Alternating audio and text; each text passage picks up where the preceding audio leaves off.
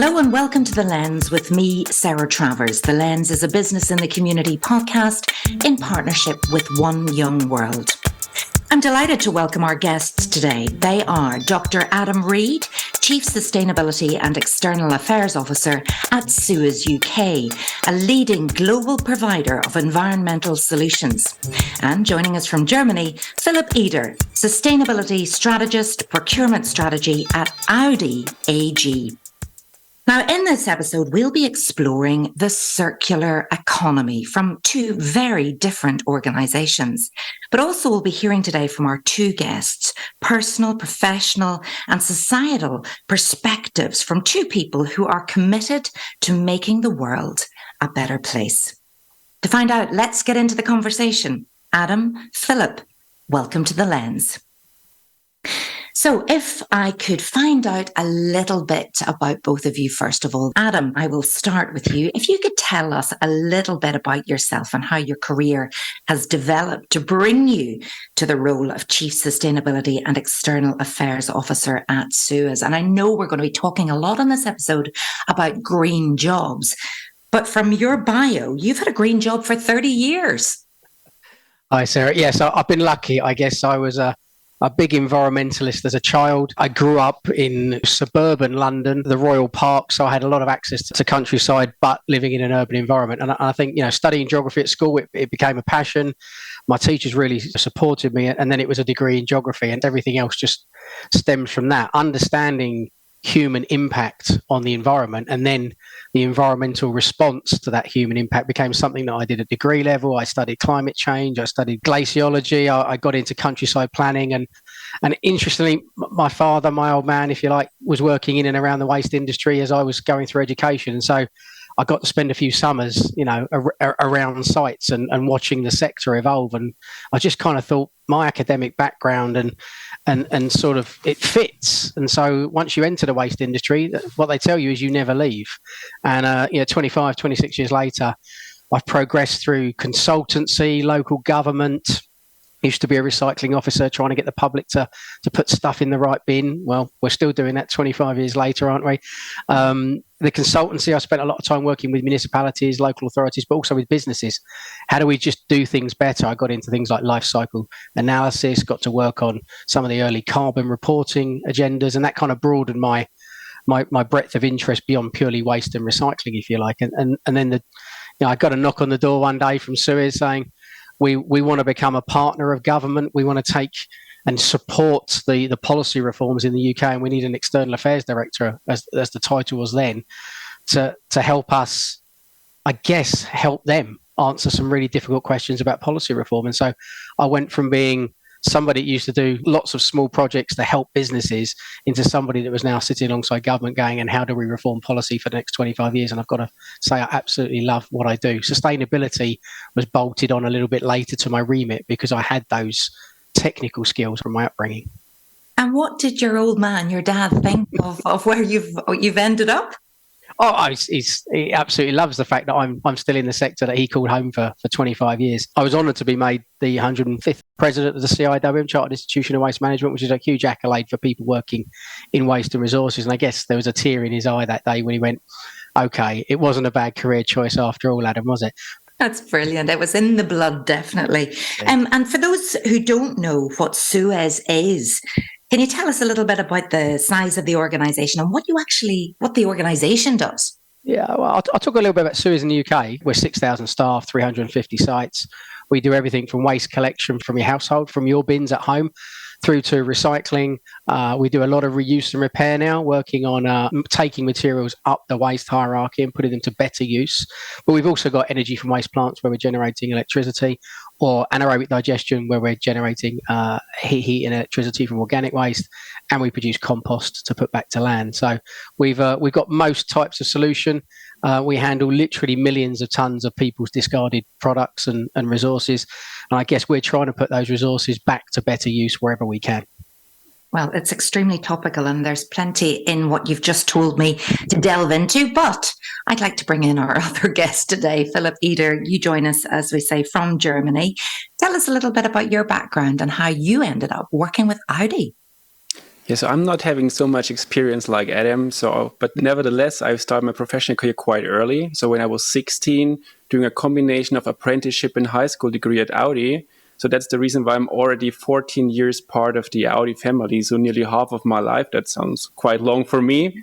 And after this kind of apprenticeship, I did my bachelor and master degree with a focus on circular economy.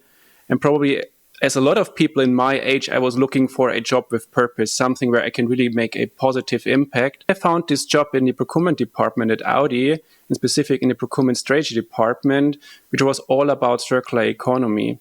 And since 2019, I'm responsible for the circular economy strategy. It's also about the real implementation, the physical projects behind it. Like, for example, I'm the project manager of our material project. And this makes my job really a fun job, and I really love it. Material Loop, yes, that is a project that I was doing a little bit of research on. It is fascinating. And again, hold that thought because I want to come back to it. Before we delve into the circular economy, which is the theme and the topic of today's Lens podcast, I have to just ask you, Adam, what is the fascination with the Wombles? Well, I'd like to think that everybody listening in knows who the Wombles are. Philip, do you know who the Wombles are? He's holding his hands up. He's shaking his head, Adam. Please tell those young people and people not from the UK, I suppose. Well, I guess the Wombles maybe don't translate that well into German, but let me give you a little potted history. There are a bunch of furry creatures that live on Wimbledon Common, and the reason I'm interested is because I grew up on the edges of Wimbledon Common as a child, and they used to basically pick up litter, clearing up after human society and making good use of the stuff. So they build their burrow with the leftovers of society. And I guess Elizabeth Beresford was the author, and she wrote the books in sort of the mid-60s, early 70s, and I grew up, reading them in the early to mid 70s, and just was a bit fascinated by litter pickers because it wasn't something that I was necessarily aspiring to, but it kind of just piqued my interest, and I guess it stuck with me. I did a summer job at Chessington World of Adventures. I could have dressed up as a Disney character. I could have been on the rides, but no, I chose litter picking, and my career was set as a 16-year-old. But I did my PhD on the failure of solid waste management policy in the UK, which was kind of an interesting topic to pick. But I chose the Wombles to be my theme, and so every chapter of my PhD has a quote from Elizabeth Beresford and the Wombles at the opening of every chapter, and that was my thank you to her. And I wrote to her and said, did she mind? And she was very happy that I was doing so. Genius. That isn't. I would have just given you a first because of that idea. Let's delve into our topic for today, the circular economy. Now, again, it's become one of those buzzwords for this time. I'm a journalist. I'm not an environmentalist. So I wonder if you could tell me in the simplest terms, what's your take on the circular economy? Philip, if we could start with you and Audi. Circular economy, what is it? To make it as simple as possible. So the resources of our Earth are limited, and therefore we shouldn't use more resources than the Earth and its ecosystems are regenerating year by year. I think that's the simplest explanation, at least for myself. And this is one of many reasons why circular economy, and in specific the topics reduce, reuse, and recycling, is a key part of the Audi strategy. So when it comes to the usage of circular materials, we have a very clear position. It's also part of our code of conduct for business partners, part of every contract with our suppliers. And it's mentioning that we want to use secondary materials wherever it is friendly for the environment, technically possible, and last but not least, also economically reasonable to do so. And we believe that especially the return of post-consumer and post-consumer automotive materials, that means materials which have already been in the hands of our customers, they should come back to our supply chain. And that's also the reason why we are doing that in the procurement department. Yeah, and this is also the reason why we've started from 2019 onwards several projects to return materials to our supply chain, like glass, like plastics, and for example, steel. So one example is the Glass Loop project. It's a project very new. And within the process, we are recycling unrepairable broken windshields from our dealer network. I think something everybody have experienced in his life. Yes. And we have created an all-new process where we are recycling this kind of broken windshields and bringing it back into our supply chain. So in the past, these kind of windshields were downcycled to bottles or, for example, insulation for houses. And we're working on exactly this kind of process where we don't need to downcycle the material, but keeping on the same level and bring it back to our supply chain. And as a good fact, I mean, this will be series production this year for our Q4 e-tron. So we always try to bring it into production and into series production. It's absolutely ingenious. And you said you've been in charge of this area since 2019. You applied certain criteria to whether you can make this possible. One of them you mentioned there was it had to be economically viable. Is this a huge challenge to be recycling, reusing car parts in new models? It depends, to be very honest. And to also put it or state it in a positive way, one good example is the glass loop project. And as you remember, the last years were quite rough years for the supply chain. So we had a crisis, a COVID crisis, then we had the war, and the whole supply chain was struggling. And what we realized within that time, that if we bring back secondary materials, which we are having our own hand on them, then we can stabilize our supply chain also from the economical perspective. So this is probably a very positive feedback out of this project, that it doesn't need to be more or higher in price. It can be even less in price if we really have the full loop closed. So it's hard work, but it doesn't need to be more expensive in this case. And what response are you getting, first of all, from your suppliers and partners, and second of all, from customers? Yeah, to be very honest, when it comes to the glass loop project, we were talking to all our glass suppliers in the beginning, and all of them were nearly refusing, because bringing post-consumer material into the production means a lot of changes for them, and there are also quality risks. So if there's only one stone chip in a big truck full of glass cullets, it destroys the full day production of the company and of our suppliers. So even that is not sustainable, for sure. And that's why everybody's a bit afraid of doing something like that. So it's a lot about convincing, about trying, about piloting. When you have reached the stage that everybody's convinced and the process is working steady, then that's the point where you have done it. And this is quite a long path. So in case of the glass project, it took nearly 3 years to have this process stabilized. And I suppose then when you start winning awards and you read in the newspapers about the success of this, you get more buy-in. So Adam, let's bring you now and your take on the circular economy, which I think you've kind of explained even in your life cycle. You've been living and breathing the circular economy before we even had a name for it. Tell us what you say to people it actually is. Philipp addressed it really well.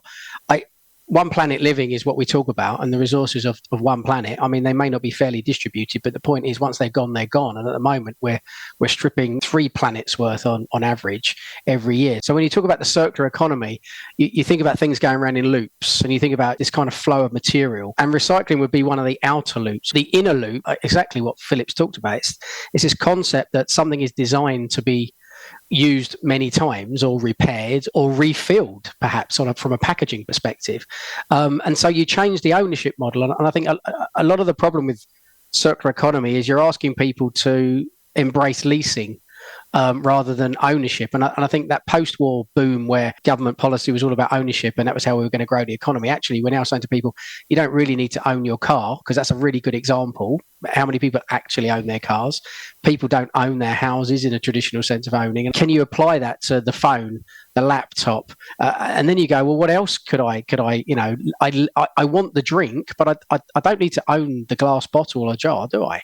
And so you start to realize that maybe we built an economic model that actually was fit for a purpose, but isn't fit for the purpose of today. And so for me, circularity is simply about better designing things so they're easier to dismantle or easier to repair or easier to replace a component.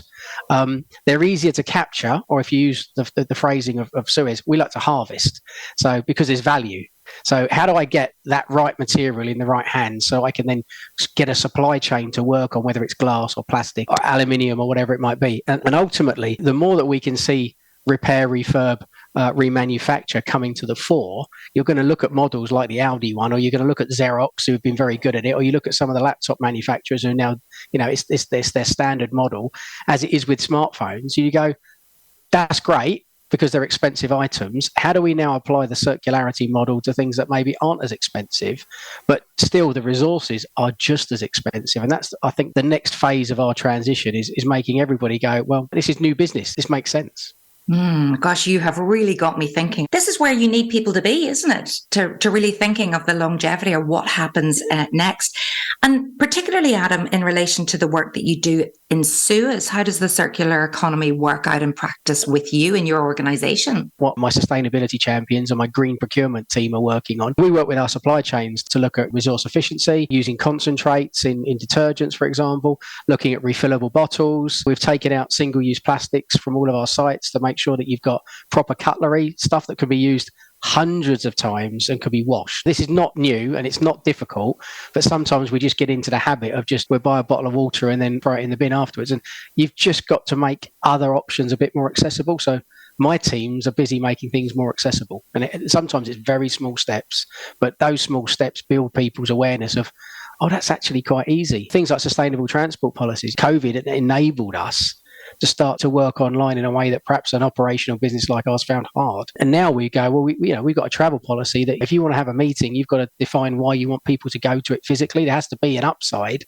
Otherwise, we're going to do it online. And if you're going to go, well, what are the transport options? Because can we car share? And so now there's a lot more car sharing. And these are all small steps that build awareness and build momentum for other larger steps that will come down the line.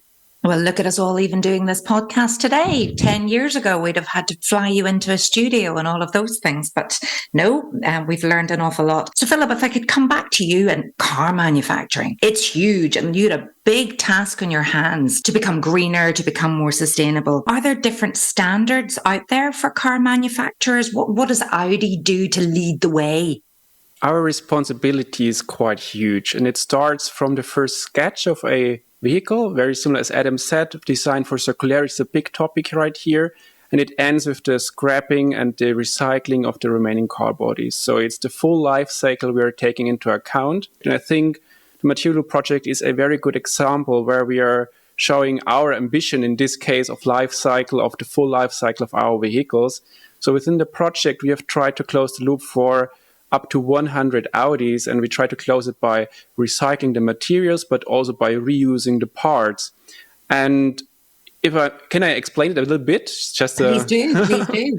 First, we are dismantling the vehicles in a very Audi-specific way. That means we are dismantling parts which are easy to recycle in the beginning. Then we are dismantling parts which are making problems in the recycling process afterwards, after the shredding.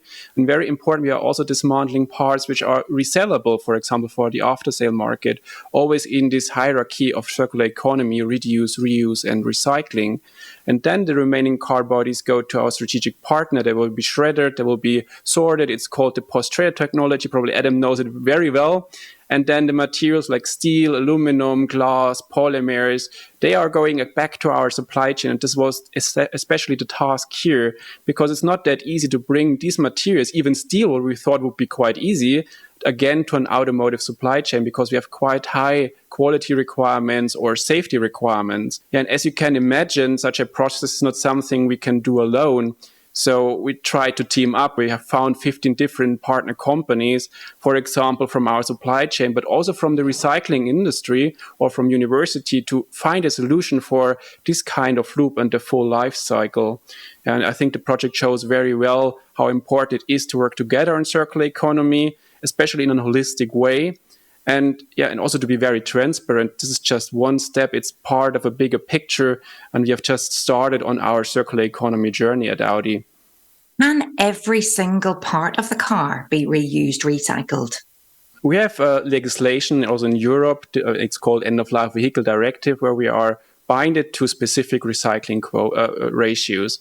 But in this project, we wanted to make it different. I mean, not just recycling, but recycling in an Audi way. It was not that easy. So roughly 60% of an old vehicle can be used again for the production of a new vehicle. It's higher than we thought, but I mean, even for steel, we just reached 90%. If you thought it could be 100 in this case, we are at the beginning, finding out what is possible and what is not, and where we need to improve. But I think we're on a good way here. And I'm wondering, has the customer bought into that? I want to drive that because guess what? It's made up of these parts that have been recycled. But it is all about the marketing and the communication, Adam. It's what you do very, very well. It's why you're in the role you are, because you can communicate the message as well, and you get people to buy into those messages. Recently, for example, I just bought a swimsuit that was made up of recycled plastics that had been reclaimed from the sea. And I thought, I want to buy that because that's a good use of my money. But I'm just thinking a lot of businesses maybe struggle with that, struggle with the messaging. And as you said as well, it's very costly to buy these things too. You have to pay slightly more. That's the downside at the moment, that in some cases, and not all, Philipp's got examples where it maybe isn't costing more, but often the effort to get that material back is costing more in real terms than the effort to get the raw material in the first place. And that's partly because there aren't the same taxes on virgin materials as there are on reclaimed materials, and that's because of the labour costs and the movement and transport required to do the second and third lives. So, looking at a PET bottle, for example, or an aluminium can, is, nobody really talks about what's the downstream impact of that when you manufacture it. There is no cost incurred on that, and I think that's going to be one of the biggest barriers to bringing consumers across to a more circular world. Is if they see the true costs of what happens when they discard something, they may choose to buy it in a different way. They may choose to lease it because then they're not responsible for its costs, if you like, both environmental and social. And I think that's one of the biggest opportunities in terms of the narrative around moving to a circular, is you're not only not responsible, but you're only paying for the things that you want or need, as opposed to suddenly being sunk with a huge cost for the next 20 years of a material's life, because that's how long it takes for it to degrade or disappear or be remanufactured, perhaps. So I think there is a narrative coming. There is a need to be a bit more creative in the way that we talk about ownership and lifestyle and the positivity of having a recycled content swimsuit, for example. I think that's great. It's a great thing to talk about when you're on the beach. I think it says something about you, and I think that's important. I think on the car front, I mean, would I buy a car that's got high recycled content? Actually, I'm not that bothered. What I'm interested in is it low resource use? Is it low carbon? Is it more environmental? I don't need to know, and that's interesting. That's why I'm a pragmatic environmentalist, isn't it? I don't need to know every detail. I just need to know that it's a good car with the right credentials and is still comparable in performance for the things that are important to my decision. And I think when you look at the space that we now operate in, we provide a lot of the materials that Philipp and others will be looking at. We're part of that supply chain, that loop, getting the materials in the right place at the right time. But if we're going to get consumers to start to buy or use differently, then you start to create an entirely new set of supply chains. And I think that's really exciting. But actually, you've got to be able to explain that, because it's kind of the milkman model, which, for people of my generation really resonates well. You put your milk out, you get your milk in, you use your milk, you put your bottle out, and there's the cyclical system. But of course, that didn't work with the modern family and everybody leaving the house really early. And that's the challenge we face. Is it suddenly became easier to buy it when you wanted it on the go, but nobody was really going. But actually, the cost of then disposing of all of that material, that wasn't being picked up by the individual. You never saw it, and so now we're playing catch up. How do we get my mum to understand that her decisions have a legacy that she's not paying for at the moment? That's the critical transition, I think, with the consumption and consumers. Because if we don't get that right, everybody thinks we can recycle our way out of it. And the answer is almost, because you can recycle most things if you spend enough time and money, but we're still going to run out of resources ultimately, because you can't recycle 100% efficiently. There's always leakage. There's always a degrading of material, just because the fibers will change, or there's only so many times that you can mix them or blend them. So ultimately, recycling has to be the end of the circular economy, not the beginning. And that's a journey that, from a narrative point of view, can be quite tough when you've got the public, both Germany and England, have spent the last 30 years being told recycling's great. Those messages are maybe just starting to land, and now we're changing them. Okay. And Adam, just staying with you for this, because I know you now sit on the government's Green Job Delivery Group. You're very involved in shaping policy and working alongside government. I have to ask you, is the government as committed as it was to reaching those net zero goals? In short, no, they're not. And I think you've only got to go back 5 years with the launch of the new Resources and Waste Strategy. Michael Gove, huge fanfare, unbelievable vision, so much effort and energy put into that space. And I think all sat within the decarbonisation agenda. So it fitted perfectly. Resources and waste as a means of delivering net zero seemed to be the perfect match. And I think we've had changing ministerial leadership. I think you've had COVID and then the Ukraine. And I think, unfortunately, the environment has just dropped down the political agenda. And at the same time, as we've done the analysis and we've worked through all of the how does the supply chain work and how do we get the incentives to ensure that packaging goes around quicker and better quality, the questions that we've had to answer on these working groups has probably identified just how complex the supply chain is and how difficult getting the right interventions are and be guaranteed that they work. And so what's happened is other priorities have overtaken the environment space, and the complexities of the environment space have gone, that might cost us a bit more. We might get it wrong. That's probably not a vote winner. And so I think you've seen it drop. And that's why we've had significant delays in the UK on policy reforms that 5 years ago we would have been leading the world on. Bringing all of your knowledge to the listeners now who maybe are working in very different sectors or running their own businesses, I want to give them a little bit of advice, and you've both got real expertise in your areas, but what would you each of you say are the 3 things any business can do or should consider when they're thinking about the circular economy? And Philipp, if I could stay with you for that one. So 3 things is not that easy because there are probably a million things. Yeah. And I think, first of all, it's important to understand that circular economy is not only a challenge for companies like us, but also an opportunity. And a second point would be that, similar as Adam said before, take circular economy seriously and consider a holistic approach. That means it's not only about recycling, but it's always about all perspectives of circular economy. It's about reduce, reuse, and recycling. And recycling is just the very last option. So if you're going into the topic of circular economy, please consider everything.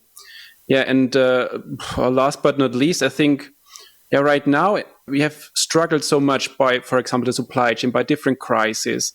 And many industries, and I think especially the automotive industry, are right now in a huge transition phase when it comes, for example, to say sustainability in general, decarbonization, or circular economy in specific. And if you take a closer look on all those topics, they have one thing in common: they cannot be solved alone. So I highly recommend everybody out there, look for motivated partners who can join you to create a positive impact, because alone you cannot close any loop. And I think that's really an important thing, which we also learn in our projects, to be very honest. Yeah, collaboration with motivated partners. Brilliant. Third piece of advice there. Adam, same question to you. I don't know if you have anything different there, but what would your 3 things be for businesses? I'm going to build on Philipp's because I think I agree with his 3. So, but I'm going to use my kind of consultancy upbringing, if you like, to bring perspective here. Number 1, do an audit of your resources. You know, what is it you buy? What is it you use? What is it you discard? Because you'll quickly work out, we're buying a lot of that, but a load of it's ending up as rubbish. Hang about, we could do something different there. So that's your opportunity, if you like. Number 2, talk to your supply chain, because some of them are innovating for other customers already. So you might be able to get the benefit of something they did last year for somebody else and go, so we could buy it differently, or we could refill, or we could repurpose, or whatever the answer might be, a different provision model, if you like. And then number 3, and I guess it's 2 parts. One is to set targets of improvement around these key priorities, because you can't do everything. So set some targets to get momentum, but also get local ownership. So it's a bit like the collaborative piece that Philipp talked about. I've got champions who drive initiatives locally because it's important to them. And it's replicating that across multiple sites gives you a huge boost to the momentum that you can build. Great advice there. In fact, Business in the Community's 2022 report, The Right Climate for Business Leading to a Just Transition, it actually discovered that only 24% of customers are aware of what businesses are doing on climate action. And of them, 62% don't trust businesses to do what they promise. What can businesses do to, send out the right climate positive messages? I think if you knee-jerk, people will naturally miss it and then think, what are you talking about? So we've been very consistent. We've been talking about it for it's 3 years now that we've been very clear. Climate change, circularity, resource efficiency, they're all part of the same journey. And so we use language like, resource consumption. We talk about resource efficiency, and we're very clear that it's a journey that we've not solved, but we're on, and we want to go on the journey with our customers and our suppliers, and we'll work on it together. And I think, that's the message. It's a positive, it's an opportunity, it's green jobs. Yes, it's all of those things, but ultimately it's a journey we have to go on because there is no plan B. We've got to get to 2050 and we set our agenda in light of that. But we talk about 2040 because I hate thinking we're all going to wait to 2050. It'd be a terrible hockey stick of all sectors if we were all going, crazy in the last decade. So I think 2040, lots of progress to be made. And at this point, I'd love to ask you a little bit about your One Young World involvement, Philipp, as well, because I also saw that you took a delegation from Audi to Manchester in 2022 to the One Young World conference. And you were described, quote unquote, as fresh young minds from Audi. And it does look like a really exciting, forward-thinking place to work. But it was a great experience for me and also for the other colleagues. I mean, we are always a bit stuck in our company, in our thinking and in our department thinking and our strategy thinking. And a event like One Young World, it just opens our mind a bit, at least for this 1 week. And me personally, I took a lot of those things back to our company. And also it influenced, for example, a bit of our circular economy strategy, I can tell you. Oh, brilliant. It sounded wonderful, and it looked wonderful too from the pictures online. At this point, I'd like to see if you have any questions for each other. Philipp, you've been listening to Adam. Is there anything you would like to ask him? Yeah, Adam, so you have nearly 3 decades of experience. That's as long as nearly I am old. So, and also we mentioned before the One Young World. So there are a lot of young circular economy enthusiasts out there like me. Do you have any recommendation for us or for me in this case? Anything you've learned the last 30 years? Great question. And actually, most of my 30 years has not been circular. I think that's the thing. It's kind of, that's become a bit new age. So you've probably got almost as much experience as I have, Philipp. I think you've alluded to it already because a lot of your examples are connective. Connectivity for me is everything in a circular world, because you don't know what you don't know until you walk into an environment where somebody goes, oh, have you thought about this? Or we're doing that. It always amazes me what somebody's doing in a far-flung place and you go, why didn't we think about that? And I think that's got to be part and parcel of our journey, is being open to ideas, not being locked into a system. I think the linear model of make, dispose, sort of make, use, dispose has probably locked us into sort of a silo way of thinking. And I think the more that we can look outside of our boxes and go, well, what do other sectors do? And, how can we work with different people? I think is absolutely how we ensure that we keep new ideas coming into our sectors and make them, more efficient ultimately, which is good for everybody. Sounds great. And Adam, have you any questions for Philipp? Yeah, well, I'm interested in not only Audi, but the rest of the automotive sector. What do you want from your partners? Because I'm looking at the world as a resource manager and I'm going, I bet there's stuff we could do better for you. That's a very good question. So what we want from this kind of industry is like taking our hand and going with us to this journey. And in the last years, I've always experienced that this recycling industry is very open for this kind of journey. So at least for your industry, I don't have big wishes, but maybe I have some wishes for our suppliers. If you could encourage our listeners to read one piece of research or one report to help them understand or take action on the circular economy, what would that be, Adam? I'm going to say go and read a report that SUEZ commissioned last year called The Stuff of Life. And it was written with my mum in mind. So it's written for your average consumer. And it gives you a load of ideas about things you do, whether it's on holiday, when you're doing the shop, or just when you're lounging around at home, where you could make a huge amount of difference to your resource consumption just by doing something different in the moment. Oh, I will check that out. And Philipp? If you are with or working with or in the automotive industry, we have a so-called Act for Impact Audi playbook. We have just uploaded this, I think, half a year ago for our suppliers, but also for everybody, where we put in all our best practice examples of circular economy, decarbonization, human rights, and so on. So just Google Audi Act for Impact, and then you find the playbook, and then you get all our use cases. Oh, I think that's brilliant. Super advice there. It's been so fabulous to talk to you both today. I want to ask you a little bit personally now, a personal question to end the podcast today. Yes, you're responsible leaders, but what are you personally committed to doing more of or less of in the coming year? Philipp. My personal commitment is to do my best to implement our ideas in the near future, because I'm strongly convinced that we don't need to have a new strategy, a new PowerPoint slide, but we need action. I think that's the way we need to go. And this is my personal commitment here, that we try our best. Yes, indeed. Adam, same question to you. I'm going to take a really personal one. Over the course of the year, and the next 6 months, I'm investigating a number of different electricity options for my house, including solar and such like. But more importantly, I'll be switching my car to electric when my current lease ends. And that's my lesson here is it's all about when the lease ends, because the cost model doesn't work until the lease ends. So I couldn't go earlier because of the lease. So bear that in mind, consumers. Look at the paperwork. And you might want to talk to Philipp then. He'll direct you to the sales department there for Audi, and you can I may have had a look at an Audi recently. You're absolutely right. Of course, other brands are available.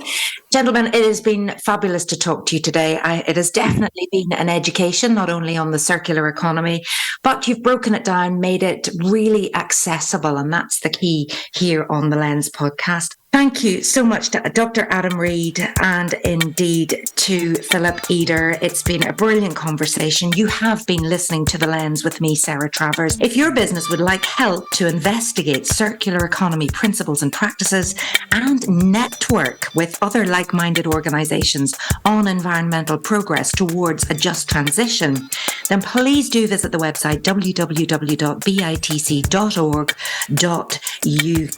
As Adam said, you don't know what you don't know. It's all about that connectivity. Thank you so much for listening, and tune in next time.